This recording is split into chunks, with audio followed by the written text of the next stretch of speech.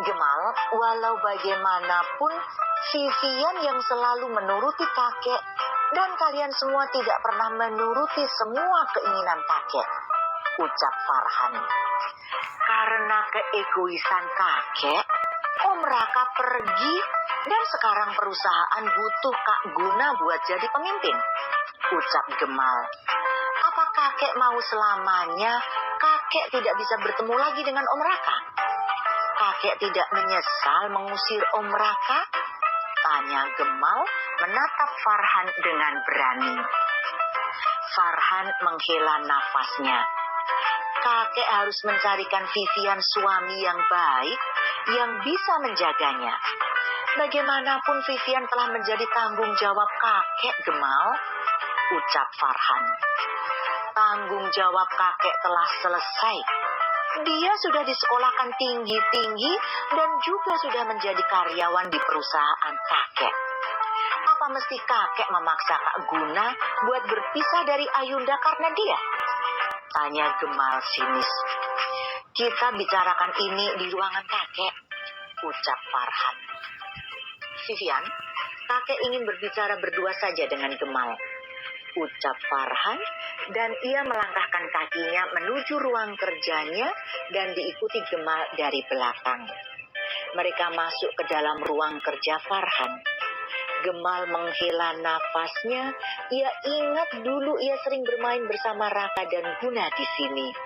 Mereka mengganggu Farhan yang sibuk kerja, dan kemudian mereka bertiga terkena hukuman karena merobek kertas yang ada di atas meja Farhan. Gemal duduk di hadapan Farhan. Apa kakek ingat saat kita bertiga bermain di sini dan mengganggu kakek yang sedang bekerja?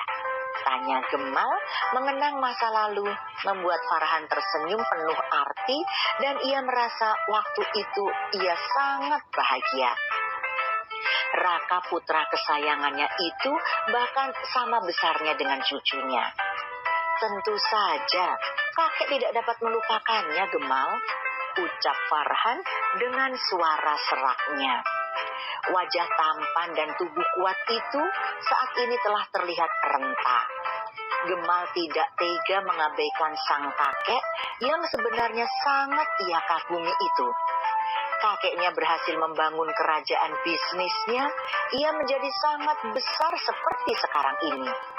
Ada beberapa ribu karyawan yang bekerja di perusahaannya. Kek, Gemal mohon untuk kali ini dengarkan Gemal, Kek. Jangan pernah membantu Vivian untuk menghancurkan rumah tangga Kak Guna. Apalagi saat ini Ayunda sedang mengandung. Dia butuh ketenangan. Jelas Gemal membuat Farhan Candrama menghembuskan nafasnya. Kakek sebenarnya hanya ingin Vivian menikah dan kakek bisa mati dengan tenang, Gemal. Semua kemalangan yang terjadi pada Vivian karena kakek.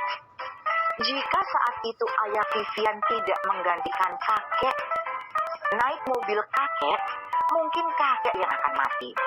Mobil kakek telah disabotase oleh karyawan yang dipecat karena korupsi di perusahaan kita. Dia ingin balas dendam, tapi sayang Hendra harus kehilangan nyawanya karena meminjam mobil kakek untuk menjemput istrinya yang lagi hamil. Setelah mendengar kematian suaminya, istrinya Hendra jatuh sakit dan meninggal dalam keadaan hamil. Waktu itu Vivian masih berumur 6 tahun dan dia harus hidup sebatang kara karena tidak ada keluarganya dari pihak ibu dan juga dari pihak ayah yang ingin merawatnya. Jelas Farhan meneteskan air matanya. Farhan akhirnya membawa pulang Vivian dan membesarkannya seperti cucunya sendiri. Ia berharap salah satu dari cucunya atau anak bungsunya menikahi Vivian. Farhan ingin hidup Vivian terjamin jika ia sudah meninggal nanti. Kalau itu menjadi keinginan kakek, biarkan Gemal yang menikahi Vivian, Kek, ucap Gemal tersenyum sinis.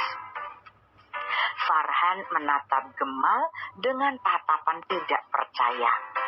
Bagaimana mungkin Gemal yang sangat membenci Vivian bersedia menikahi Vivian? Farhan ingat saat Gemal datang berkunjung ke rumahnya, Gemal selalu akan membuat Vivian menangis dengan tingkahnya. Terakhir, Vivian bahkan membersihkan sepatu Gemal karena Vivian membuat ulah di sekolah. Apa yang kamu rencanakan, Gemal? Kakek tidak mau Vivian. Aku tidak mungkin sampai membunuhnya, Kek. Aku bukan orang gila. Kalau mendidiknya dengan baik, itu yang akan aku lakukan. Karena didikan kakek yang selalu memanjakannya, membuatnya menjadi semena-mena. Kakek ingat bagaimana saat SMA ia merusak tas teman sekolahnya dan menghancurkan ponsel temannya. Terakhir, ia menampar karyawan di kantor hanya karena karyawan itu memiliki tas yang sama dengannya. Ucap Gemal. Dan kau benar-benar akan kuhabisi hingga kau berubah menjadi seseorang yang lebih baik, Vivian. Jika menikahimu bisa membuat kakek, Kak Guna dan Ayunda merasa senang, itu akan kulakukan.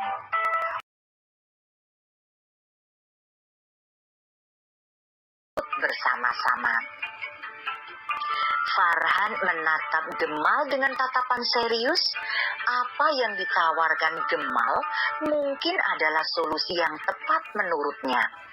Jika Vivian menikah dengan Gemal, mungkin adalah pilihan yang terbaik untuk menebus dosa-dosanya yang secara tidak langsung membuat Vivian hidup sebatang kara. Farhan kembali menatap cucu bungsunya itu dan ia menghela nafasnya. Apa yang kamu lakukan setelah Vivian menjadi istrimu? Tanya Farhan. Gemal menyunggingkan senyumannya. Mengubahnya menjadi istri yang aku inginkan, ucap Gemal sambil melipat kedua tangannya.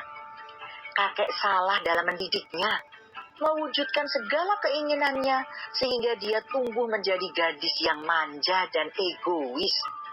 Jika dulu kakek meminta bantuan Mami, mungkin sikap Vivian tidak akan seperti ini.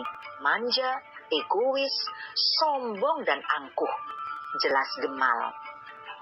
Farhan menyadari kesalahannya. Setiap ia ingin menolak keinginan Vivian, ia selalu ingat pesan dari ayahnya Vivian saat menghembuskan nafas terakhirnya. Kau harus berjanji tidak akan meninggalkannya, ucap Farhan. Gemal tersenyum. Itu tidak akan terjadi selama kakek menuruti keinginan Gemal. Apalagi Vivian sangat suka uang. Kakek tinggal mengatakan jika dia harus bersedia jadi istri Gemal, jika tidak, kakek tidak akan memberikan harta kakek dan juga menurunkan posisinya sekarang juga di perusahaan, ucap Gemal. Kau sungguh licik, ucap Farhan. Kakek lupa ya, kelicikanku berasal dari mana? Darah yang mengalir dari tubuhku juga berasal dari mana kalau bukan darimu, Kek? Ucap Gemal. Apa kau mencintai Vivian? Tanya Farhan. Gemal tertawa mendengar pertanyaan kakeknya. Tentu saja tidak, Kek. Jika dia ingin dicintai olehku, dia harus menjadi perempuan yang sesuai dengan keinginanku. Perempuan baik yang berada di rumah, memasak dan membesarkan anak, serta menunggu suaminya pulang ke rumah. Bukan perempuan yang berkata kasar seperti dia, ucap Gemal. Kau tidak memikirkan masa depan keluargamu, Gemal? Tanya Farhan khawatir. Masa depan? Aku selalu memikirkannya, tapi bagiku, wanita manapun bisa berada di masa depanku, asalkan aku menginginkannya. Apa yang berbeda dari aku dan Kak Guna, hingga kakek lebih menyetujui Kak Guna menjadi suami Vivian daripada aku, ucap Gemal. Vivian mencintai Guna, ucap Farhan. Gemal tersenyum sinis. Yang dia cintai adalah uang, bukan Kak Guna, Kek.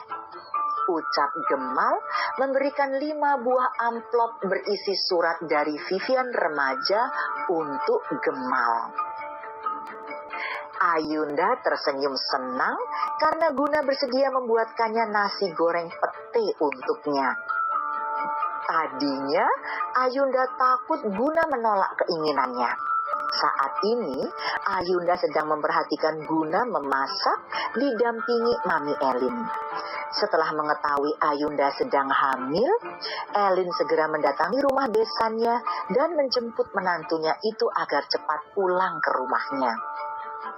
Kabar kehamilan Ayunda membuat Elin dan Aditya sangat senang karena akhirnya mereka akan segera mendapatkan cucu dari anak sulung mereka. Gimana?